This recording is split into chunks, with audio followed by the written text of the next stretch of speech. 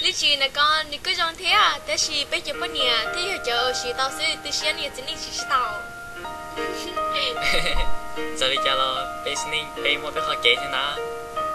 Hả? Đi hết chưa? Dạ con nó. Cho cô ba cô, chị mua, cho cô nó ha. Cái tên này có, cái lo còn nhỏ nhỏ cho rồi này, cứ sắp thấy cái trái đó có được nó. Hả? Cho cô.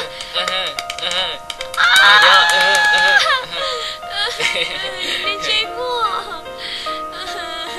Ôi cha có chị mua thái từ đi cho đi co, cha có là thái từ mình chưa đi cũng nọ.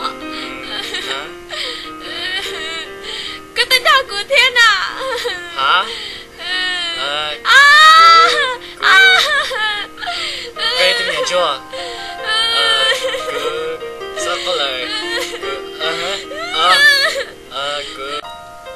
Cứ từ khắp là học bờ là cứ niệm mất cho cứ,แต่ฉันเอาcứมาให้cha cứ niệm nọ.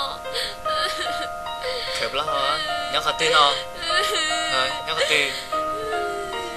Nhớ to. Mà liền mới đặt cá lò đấy con, tối phía.